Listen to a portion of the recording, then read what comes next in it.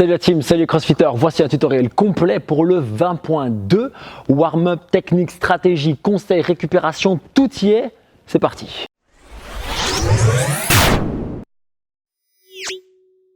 Si vous me découvrez via cette vidéo, ça fait 4 ans maintenant que je fais des tutoriels chaque semaine sur les WOD des Open chaque année. Et si vous voulez recevoir les prochaines vidéos, soyez certain de vous abonner à la chaîne et de cliquer sur la petite cloche pour être informé des prochaines sorties. Bon, entrons dans le vif du sujet. Ce 20.2 va être extrêmement difficile, pas par sa très haute intensité puisqu'on va pas pouvoir tenir ça pendant 20 minutes, peut-être le dernier tour, j'en parle juste après, mais par contre on va faire énormément de répétitions, donc on va parler respiration, stratégie, transition et aussi récupération pour ceux qui veulent le faire plusieurs fois, j'en parle à la fin de la vidéo.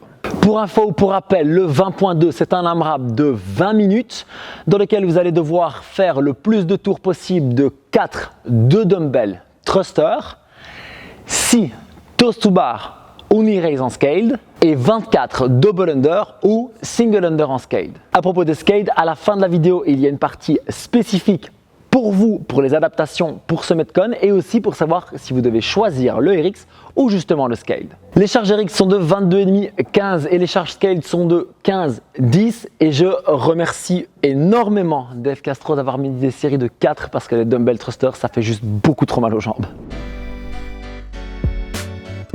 Comme je l'ai dit en début de vidéo, ce qui saute aux yeux, c'est qu'on va faire énormément de tours, énormément de répétitions. Ça va bouger énormément. Et donc, il va falloir gérer sa respiration, gérer son rythme. Et on va étudier chaque mouvement en détail, nos transitions aussi, et à quel moment on va mettre la récup. Et donc, c'est le premier grand conseil général pour ce Metcon en termes de rythme. Vous allez partir comme si vous alliez courir pendant 20 minutes, comme si vous alliez faire un AMRAP calories à l'assaut bike pendant 20 minutes, comme si vous faisiez Cindy, un AMRAP de 20 minutes en gymnastique. L'idée, c'est de savoir que vous allez faire énormément de rounds, énormément de reps, que ça va être très long et donc de partir avec cet état d'esprit dès le départ. L'idée pour ces séries, c'est qu'elles sont relativement courtes et qu'on va vouloir faire du unbroken le plus possible. Il vaut mieux prendre un petit peu plus de temps de transition pour récupérer et faire des séries unbroken que de casser trop vos répétitions, vos séries. Attention, ça vaut seulement si vous êtes capable de garder les séries unbroken pendant 10, 12, 15 et plus tours. Mais si vous êtes déjà certain que vous allez devoir casser soit les double under, soit les thrusters, soit les toes to bar, peu importe, faites-le tôt. Pourquoi? Vous ne voulez jamais arriver à l'échec musculaire. Si à un moment donné, vos toes to bar ne montent plus ou que vous ratez énormément de double under, non seulement vous allez perdre du rythme, perdre du temps, mais vous allez aussi vous frustrer énormément. Votre respiration va un peu partir en cacahuète. Ça va être beaucoup plus dur. Donc, soyez très intelligent là-dessus si vous cassez tôt. Un autre conseil, si vous faites beaucoup de tours et que vous pensez que ce WOD peut engager votre grip, c'est pareil, cassez tôt. Évitez d'être congestionné dans les avant-bras. Au moment où ils congestionnent, avec les doubles, les toes to bar et les thrusters, honnêtement, ils relâcheront jamais et vous allez avoir beaucoup de mal à récupérer. Évitez la congestion à tout prix. Si vous commencez à sentir que les mains et que les avant-bras chauffent, lâchez, relâchez et repartez. Et une chose qui me semble importante d'aborder, c'est ceux qui veulent faire ce WOD plusieurs fois. Alors la première chose, c'est que je vous le recommande de faire 2 et pas plus parce qu'il va être extrêmement engageant physiquement. Il va laisser pour moi pas mal de traces et de courbatures, particulièrement au niveau des fléchisseurs de hanches et peut-être même un petit peu dans le bas du dos. Donc ce qu'on va faire, c'est que soit on le fait une fois all-in, on donne tout, on sait qu'on a donné 100% de son effort et c'est parfait, on s'est testé à son maximum d'intensité, ce qui est le but des Open. Ou alors vous prévoyez d'ores et déjà de le faire 2 fois, faites-le aujourd'hui vendredi et laissez 2 jours de repos pour le refaire lundi. Je vais vous donner à la fin de la vidéo des tips de récupération très précis par rapport à ce Metcon parce que ce sera nécessaire et ça vous permettra aussi peut-être de récupérer pour pouvoir faire un petit peu de practice, d'entraînement, de technique le samedi et ou le dimanche pour être encore plus efficace le lundi. Si vous faites 2 passages, faites le premier passage à plus ou moins 80% d'intensité. Ça vous permettra de voir où sont vos points forts, vos points faibles, où vous devez casser plus court ou plus longtemps, quel rythme vous pouvez tenir et faites alors un deuxième passage à 100% le lundi. Dans quelques instants, je vais vous donner des conseils extrêmement spécifiques pour chaque mouvement ainsi que chaque placement de matériel, les transitions et la respi. Mais d'abord, j'ai envie de vous parler du warm-up qui est très important pour un AMRAP de 20 minutes. Ok, la première chose, c'est que vous devez être très échauffé. Il est hors de question de démarrer ce 20 minutes AMRAP froid ou même tiède. Le but, c'est d'avoir déjà de la transpiration, d'être vraiment prêt à démarrer. Et la deuxième chose, c'est qu'il va falloir absolument relâcher les ischios pour être efficace sur les toes to bar, les knee raise, parce que sinon vous allez devoir lutter contre la tension dans les ischios pour monter au niveau des fléchisseurs de hanches. Et on va faire tout ça maintenant. La première chose que je vais choisir de faire, c'est du ski erg. Alors vous pourriez prendre n'importe quel autre appareil ergo. Pourquoi j'ai choisi le ski erg? Parce que personnellement, je trouve que ça échauffe extrêmement bien mes fléchisseurs de hanches. Ça met déjà un petit peu d'étirement dans mes ischios et je vais aussi échauffer mes triceps qui seront très importants dans les presses et dans les toes to bar. Passons maintenant au relâchement et à la mobilisation, la mobilité on va dire de votre articulation de la hanche. Je vais venir masser les ischios sur une barre et attention, je vais avoir une petite variante aujourd'hui. Je vais masser, mettre de la pression, tendre la jambe et je vais essayer d'aller toucher mon pied avec ma main. Alors ça fait une posture un peu bizarre, on est bien d'accord, mais vous allez voir que ça va être très efficace après. Prenez le temps, massez bien, insistez sur un point, allez chercher la jambe tendue avec la main et prenez le temps de répéter ça sur toute la cuisse. Ensuite, regardez l'effet, c'est un truc de ouf. Quand je monte les deux jambes ici, bon, il est 9 h du matin quand je filme ça, donc je suis un peu raide, mais vous allez voir qu'il y en a une qui monte de ouf et l'autre pas du tout.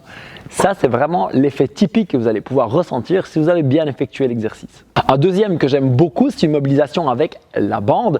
Vous allez venir mettre la bande au niveau de la hanche, donc vraiment on va dire au niveau le plus haut possible de votre cuisse et vous allez passer la jambe dedans. Faites dos à la bande, mettez-la sous tension et vous allez venir jambes pliées d'abord, vous penchez en avant, cherchez vos pieds.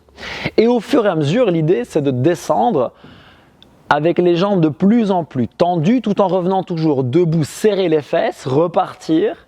Ça va déjà vous donner cette notion de flexion-extension au niveau des hanches, mobiliser les ischios et l'articulation de la hanche à proprement parler. Pour rester dans la même vibe, je vais échauffer les fléchisseurs de hanches en spécifique avec des leg raise couchés sur le dos.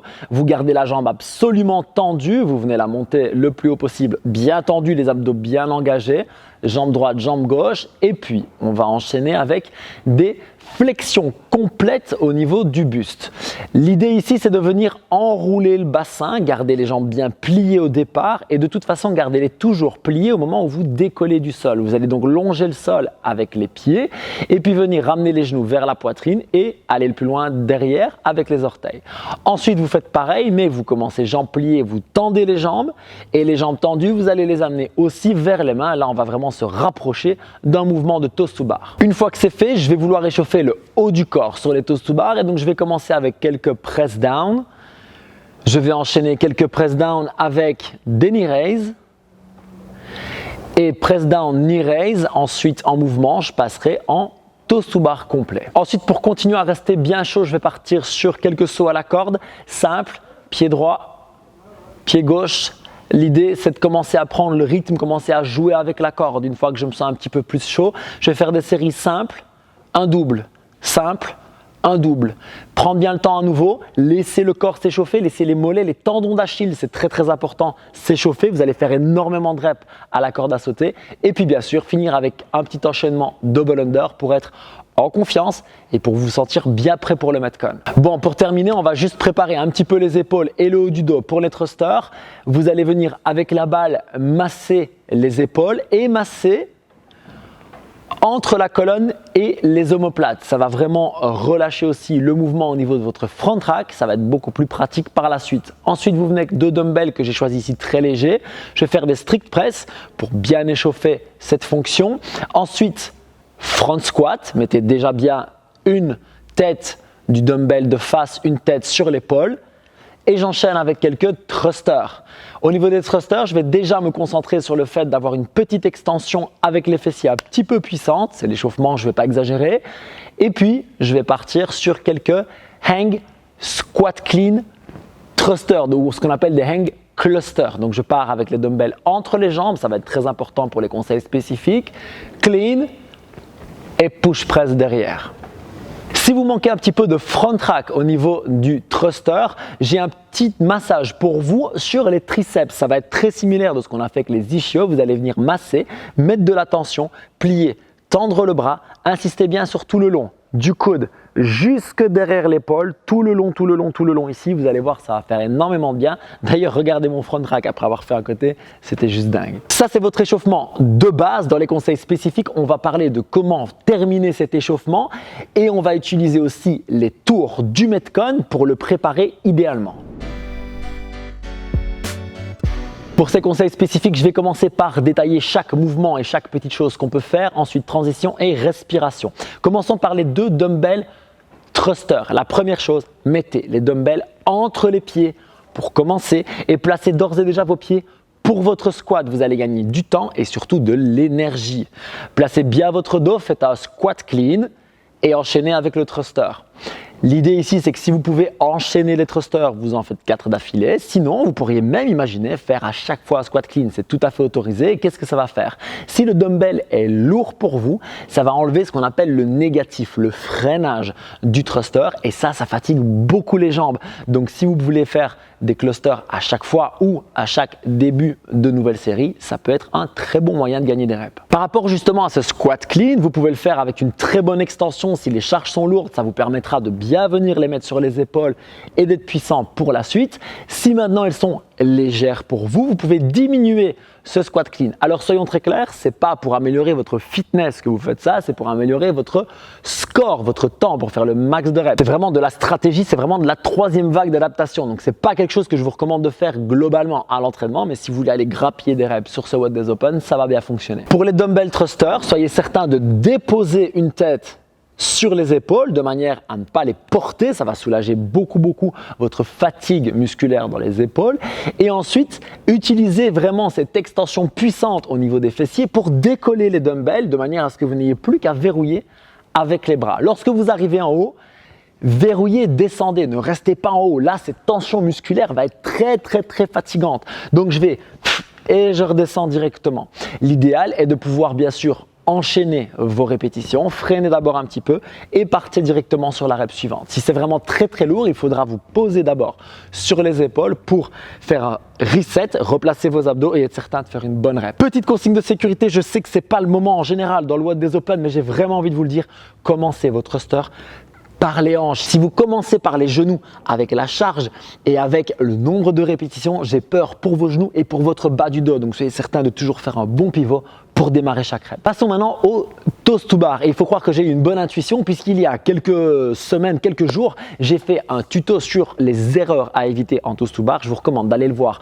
Il est ici en lien dans la description parce que je parle de toutes les petites erreurs qui vous empêchent de bien enchaîner vos reps. Et ça vaut aussi pour les knee raise. Donc allez voir ça, bossez peut-être là-dessus le week-end pour votre do au redo lundi. Ok, la première chose, c'est que vous pouvez utiliser soit des maniques, soit du tape sur la barre. Et moi, je vous recommande de prendre là où vous êtes, vous, le plus confortable. Personnellement, je préfère soit rien, soit le tape, surtout pour les toast to bar qui ne m'abîment pas particulièrement les mains. Mais ça, c'est à vous de voir. Attention, ne prenez pas le risque de vous déchirer les mains trop tôt dans le Metcon. Donc, soyez certain de prendre celui qui vous abîme le moins les mains et avec lequel, évidemment, vous glissez le moins possible parce que c'est certain que vous allez bien transpirer. Si vous mettez des maniques, toast to bar, elles sont là. Pour le reste, laissez-les tomber. Si c'est des doigts, franchement, ça peut même valoir la peine d'enlever les doigts, de venir faire vos reps en double et en thruster et de les remettre. Ce n'est pas les quelques secondes que ça va prendre. De toute façon, il faudra que vous récupériez. Mais garder les maniques pour faire des double under et des thrusters, je pense que c'est franchement pas une bonne idée. Donc bougez-les. Même si c'est avec des doigts, je le recommande vraiment. Pour les knee raise et encore plus pour les thrusters, à un moment donné, il est tout à fait possible que vos fléchisseurs de hanches et vos abdominaux fatiguent. C'est pour ça qu'il est très important que vous vous concentriez sur le press down. Soyez certain de presser à chaque fois sur la barre vers le bas pour vous donner un petit coup d'élan, basculer plus facilement le bassin et limiter justement l'engagement des fléchisseurs de hanches et des abdominaux pour pouvoir faire plus de reps. Et à propos de cette limitation, diminuez le arc hollow. On ne voit aucun athlète de CrossFit expérimenté faire un grand arc sur chaque toast to bar. Ça va vous fatiguer, ça va potentiellement vous faire mal au dos et ça va surtout étirer énormément vos abdos. Le fait d'étirer les abdos pour les recontracter derrière, ça va augmenter leur fatigue, augmenter le risque de courbature dans les jours qui viennent. C'est vraiment un mauvais calcul. Et je vous parlais à l'instant du soin des mains. Je vous recommande, si vous avez des cales sur les mains, si vous avez un peu de peau excessive, de les poncer. Attention de ne pas les couper. Je vais vous mettre le lien vers la petite ponceuse électrique que moi j'utilise. Alors je vous le dis déjà, c'est un lien affilié Amazon. On va avoir une toute petite commission, ça nous fera super plaisir. Mais surtout, c'est un super bon appareil. Je l'ai acheté, je pense, une trentaine d'euros il y a 3 ans et j'utilise toujours. C'est génial. C'est un truc électrique qui va vous permettre en fait d'enlever la peau morte. L'erreur, c'est de venir en dessous de la peau morte abîmer la bonne peau. On veut garder nos cales solides, lisses, mais on veut éviter les excès de peau parce qu'en se pinçant, c'est ça qui va augmenter le risque de faire des cloches, voire même d'arracher la peau. Dernier tip pour les toast to bar, si vous voulez les faire par un, c'est tout à fait possible. Faites un demi-tour, 1. Il n'y a aucun problème. Honnêtement, de nouveau, ce n'est pas ce que je vous recommanderais de faire à l'entraînement parce que ça ne vous fera pas progresser en toast to bar. Mais pour être plus rentable dans ce Metcon, ça peut valoir la peine de faire un down, un down, un down. Tant que vous continuez à bouger, c'est bien mieux ça que d'en faire 2, prendre 15 secondes de repos, en refaire 1, en refaire 2.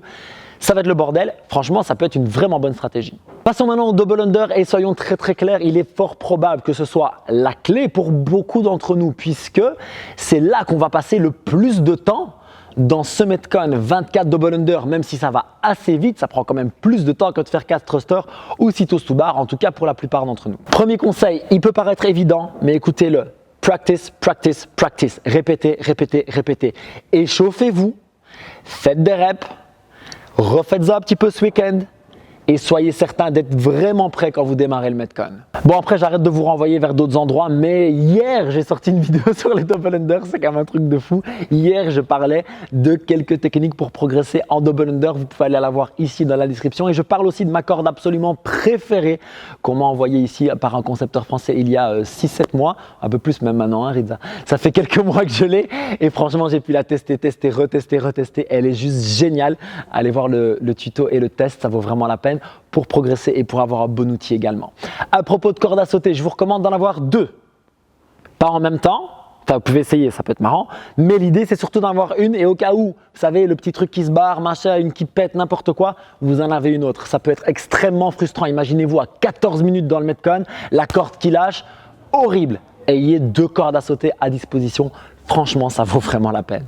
À propos de 14 minutes, à propos de long Metcon, une chose qui va très souvent arriver dans les double under, c'est la frustration. Quand je vais être fatigué, que je vais reprendre trop vite ma corde, je vais faire un saut, je vais rater, je vais faire 2 sauts, je vais rater. J'en ai 24 à faire, ça va me prendre 8 essais, ça va être horrible.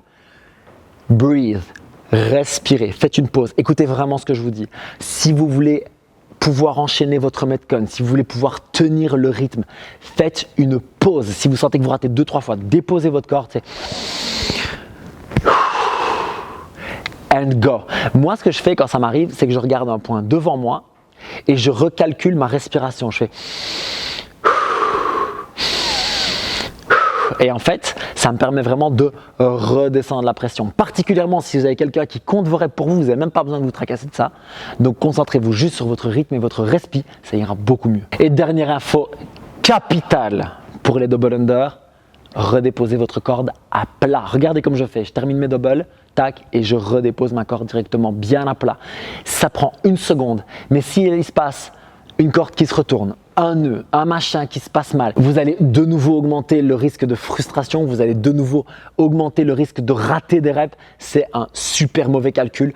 Partez avec une corde toujours bien à plat, vous gagnerez du temps et de l'énergie. Les transitions, vous allez en avoir énormément puisque la plupart d'entre nous vont faire beaucoup de rounds sur ce Metcon. Et en parenthèse, si vous ne faites pas beaucoup de rounds, c'est peut-être que vous n'avez pas pris la bonne option. Je parle du scale et du RX un peu plus tard dans la vidéo. Assurez-vous d'avoir des transitions fluides. Qu'est-ce que je veux dire par là? Vous avez vu, c'est une espèce de cercle. Vous voulez passer d'un mouvement à l'autre, à l'autre, à l'autre, à l'autre et ça doit couler. Placez votre matériel de cette manière-là. Moi, personnellement, je vais placer le matériel comme ceci. Je vais mettre mes dumbbells derrière ma barre pour finir mes thrusters, partir en toast to bar et avoir ma corde à sauter encore devant ma barre pour vraiment faire une ligne droite. Pourquoi est-ce que je choisis cette option-là? Parce que pour moi, le plus difficile dans ce Metcon, ça va être les thrusters. Il n'y en a que 4, c'est sûr, mais je sais que musculairement, c'est ce qui va me taxer le plus. Enchaîner les toast to bar 6 et enchaîner les 24 doubles, ça ne va pas être un problème. Je vais être fatigué comme tout le monde, mais je vais pouvoir enchaîner sans trop de problèmes. Donc ce que je veux faire, c'est sortir de mes doubles, marcher calmement, respirer et revenir à mes thrusters. Adaptez votre pose, ce moment où il y a plus d'espace entre vos objets, là où vous avez besoin de prendre un peu plus de temps. Par exemple, si vous êtes plutôt à l'aise en thruster et en toast to bar knee raise et que les doubles sont un plus gros challenge et que vous voulez absolument aller réussir unbroken, eh bien, pourquoi ne pas éloigner un petit peu votre corde, marcher calmement, prendre le temps de vous recomposer et aller faire votre série. Vous avez compris le principe, adaptez ce placement et si maintenant vous êtes un athlète qui veut faire vraiment beaucoup de rounds, il y a cette stratégie. C'est pas moi qui l'ai inventé, je l'ai vu en ligne cette nuit ou plutôt ce matin très tôt et je l'ai trouvé très intéressante. Regardez bien, vous allez mettre les dumbbells à gauche de la barre et la corde de l'autre côté.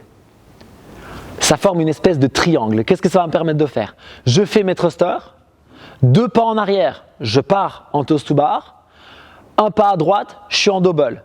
Je me retourne, thruster, pam, pam, pam, pam, pam, et je peux vraiment enchaîner sans aucun problème, constamment, pendant 20 minutes. Si vous voulez faire énormément de tours, je pense que c'est ça la meilleure stratégie en termes de placement. Si vous en avez une autre, ça m'intéresse beaucoup, mettez-moi ça en commentaire. J'ai déjà insisté là-dessus, mais mettez la corde à plat à chaque fois et placez les dumbbells entre vos pieds. Entre vos pieds avant de démarrer, mais donc aussi quand vous terminez, redéposez-les entre vos pieds.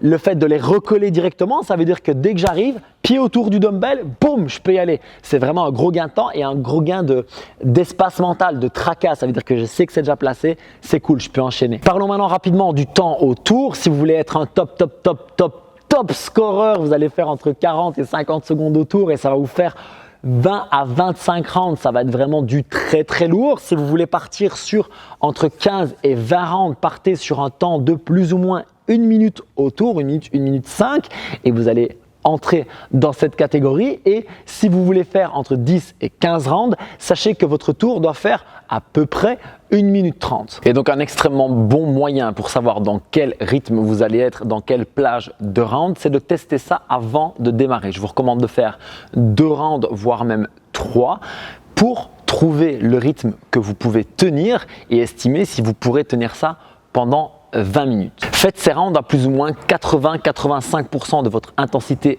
maximale. Il est très clair que vous ne pourrez pas donner 100% pendant 20 minutes. Voyez si vous pouvez tenir le rythme et éventuellement ajouter des petites pauses, soit avant les exercices qui vous posent problème, soit simplement entre les rounds pour garder le rythme pendant tout le Metcon et faire vraiment la meilleure performance possible pour vous. Alors je viens de vous donner les 3 catégories, on va les analyser très rapidement. Si vous êtes dans la première catégorie, que vous voulez faire énormément de rounds, franchement tout va se passer dans les transitions. Vous voulez déposer, enchaîner, déposer, enchaîner, déposer, enchaîner, non-stop, non-stop, non-stop. Gardez votre composition, votre respiration le plus possible, j'en parle juste après et restez focus constamment pendant 20 minutes. Si vous êtes dans la deuxième catégorie, vous allez faire plus ou moins 15 à 20 rounds, que vous visez plus ou moins 1 minute par round, ça vous laissera un petit peu de temps pour récupérer entre les exercices. Un petit peu. Soyez certain de prendre le temps de récup de votre round au moment le plus opportun. Comme je vous l'ai dit, pour moi, ce sera certainement entre les double under et les thrusters. Et pour terminer, si vous voulez faire entre 10 et 15 rounds, ça va faire plus ou moins entre 1 minute 30 et 2 minutes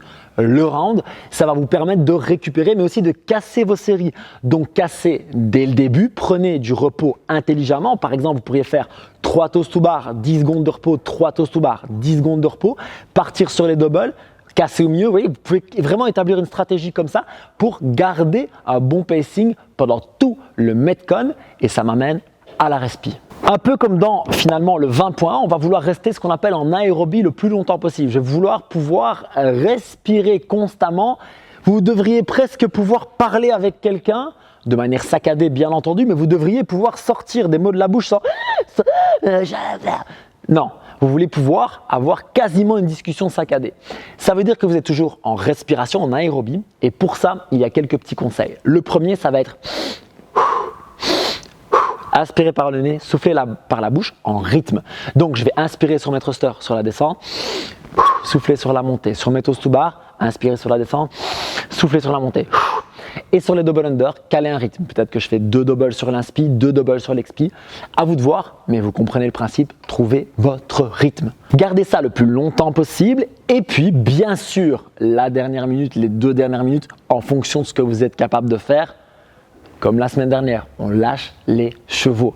Lâchez tout and go, go, go, go, go, go. Gardez la qualité, gardez le rythme, gardez l'enchaînement, mais s'il faut respirer pendant 2 minutes, faites-le. L'erreur, c'est d'arriver dans cette respi après 3 minutes. Là, ça va être l'enfer pour pouvoir faire un bon Metcon. D'ailleurs, si vous passez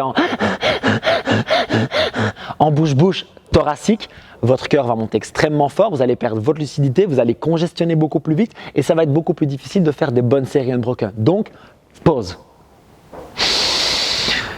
Laissez d'abord le stress venir.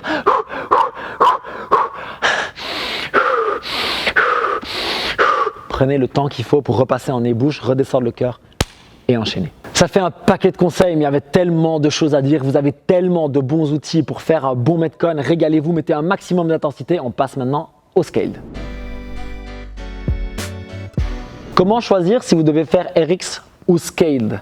Honnêtement, je pense que ça dépend surtout des double under. Si vous savez faire les toast to bar par 1, ça ira. Si vous savez faire les thrusters par 1, ça ira. Mais les double under, il y en a vraiment beaucoup, beaucoup, beaucoup. Vous allez en faire plus de 200, plus de 300, peut-être plus de 400.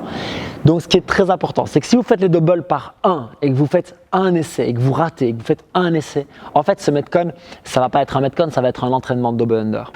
Et ça, je pense que c'est peut-être le moment de passer en scaled. Si les doubles, vous savez les faire par 5, 6, alright, let's go, RX. Si la charge des thrusters, par contre, est trop lourde, que vous sentez que dans les thrusters, c'est vraiment difficile, voire même dangereux de faire le thruster avec cette charge, bien entendu, on passe en scaled aussi. Pourquoi? Parce que c'est un 20 minutes AMRAP et le but c'est de tester le volume de votre entraînement, la work capacity sur beaucoup de reps. Donc prenez des options qui vous permettent d'ailleurs de faire beaucoup de reps. Analysons rapidement chaque mouvement. Pour les thrusters, c'est exactement le même mouvement. Donc je vous rappelle, partez bien entre les jambes, utilisez le squat clean au maximum et surtout la petite extension dynamique pour faire décoller les dumbbells. Ça va vous faciliter les choses. Pour les knee raise, ça va être plus facile de faire 6 knee raise que 6 toast to bar, il n'y a aucun doute. Mais une chose, faites quand même un petit press down. Pourquoi? Parce qu'au fur et à mesure des rounds, si vous laissez complètement pendre les épaules, d'une part, elles vont fatiguer beaucoup plus et d'une autre, vous allez commencer à avoir beaucoup plus de congestion au niveau des fléchisseurs de hanches et des abdominaux. Mettez un tout petit press down, juste ça, ça vous suffira à monter les genoux beaucoup plus facilement. Dernier petit truc, quand vous êtes en bas, serrez un petit peu les fesses, tendez les jambes, ça va vous donner un petit élan, un petit coup de boost pour repartir sur la rep d'après. Et pour les single under, les gars, il n'y a pas à poser de questions. Vous mettez la corde à plat, vous entrez dedans, vous la prenez, tac, tac, tac, tac, tac, vous la remettez bien à plat et vous enchaînez. En fait, ce qui va être très chaud pour ceux qui vont le faire en scale, c'est que vous allez faire beaucoup plus de reps. Il est très probable que les plus gros scores de reps soient en scale, puisqu'en fait, 24 double under, ça prend beaucoup plus de temps que 24 single. Si toast to bar, ça prend beaucoup plus de temps que 6 knee raise, et donc je pense sincèrement que certains gros scores vont venir des scales. Donc accrochez-vous parce que vous allez avoir énormément de répétitions. On va être sur plusieurs centaines. Donc le conseil de respiration que j'ai donné dans les conseils spécifiques juste avant vaut encore plus. Vraiment en rythme. Prenez quand même quelques secondes de respi juste entre les exercices and go. Keep breathing and push. On continue de respirer et on envoie du lourd. J'avais pas mal insisté sur la récupération dans ce Metcon. Pourquoi? Parce que 20 minutes AMRAP avec autant de reps, ça va laisser des traces, c'est certain. Les mollets et les tendons d'Achille vont être fatigués, peut-être les tendons un petit peu enflammés, soyons prudents. Les fléchisseurs de hanches vont être dégommés, les abdos aussi, et pour certains les quadriceps. Donc ce qu'on va faire, c'est que la première chose, on va faire une petite récup active. Moi, je vais choisir le vélo une nouvelle fois. En fait, c'est vraiment mon exercice préféré pour la récup active parce que ça va détendre justement les quads, les fléchisseurs de hanches. Je vais pouvoir tenir ma posture, mais relâcher un peu mes abdos et aussi mes épaules qui, l'air de rien, auront bien travaillé. Ensuite, je vais justement faire un bon gros massage des épaules avec la balle et des fléchisseurs de hanches et quadriceps avec la barre. Et là, je vais bien insister. Je vais vraiment insister particulièrement sur le milieu haut de la cuisse, donc au centre et vers le haut, parce que c'est là que s'attachent certains muscles qui vont être responsables de la flexion de la jambe, du fait de la hanche, le fait de lever la jambe. Et donc, ce massage va faire beaucoup de bien. Ensuite, je vais passer à la posture du pigeon en fait, j'ai toujours dit signe mais c'est du pigeon, sur la boxe pour relâcher les fessiers et les tensions dans le bas du dos. Il est très très clair qu'il va y en avoir, ça vous fera beaucoup de bien de faire cet étirement calmement après le WOD et aussi le soir et ou le lendemain. Je crois qu'il pleut. Si vous êtes toujours là à ce moment de la vidéo, c'est que vous êtes très intéressé par la récupération. Ce que je peux faire, c'est vous envoyer justement une vidéo spécifique récup que j'ai faite où je parle de nutrition, de sommeil, je parle d'état d'esprit. Vous allez voir, il y a vraiment pas mal de choses intéressantes. Je ne l'ai pas sorti sur YouTube parce que je voulais pas faire un truc joli machin. Je voulais juste parler de récup de ce que moi je fais. Si vous voulez la recevoir, il y a un lien ici dans la description. Je le mets aussi dans la fiche. Cliquez, envoyez-moi le mail et je vous envoie la vidéo directement. Et la dernière chose extrêmement importante pour bien récupérer de ce Metcon, ça va être de faire de l'étirement des fléchisseurs de hanche, psoas, fléchisseur de hanche. Attention, ne le faites surtout pas après le Metcon, c'est beaucoup trop tôt. Faites-le en fin de journée, faites-le le lendemain, faites-le le surlendemain, faites-le régulièrement par contre, mais ne le faites pas juste après le Metcon. On va partir sur une posture en fente avant, très simplement, comme ça vous pouvez le faire sans matériel.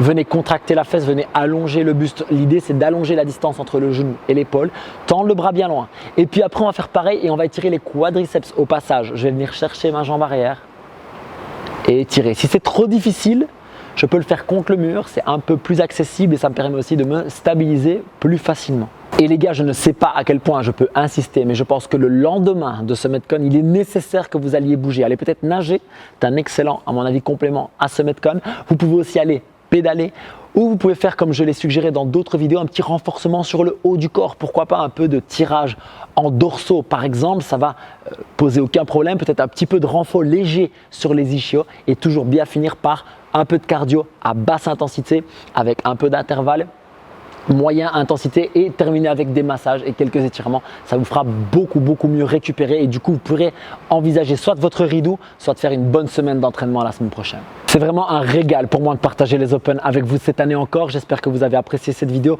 Pensez à la partager avec d'autres personnes. Non seulement moi ça m'aide à passer mon message, en plus vous aidez les potes, je pense, à progresser et on fait grandir la communauté des gens qui s'entraînent dur et intelligemment. Je vous retrouve très bientôt pour d'autres conseils sur les Open et bien entendu pour le 20.3. Peace!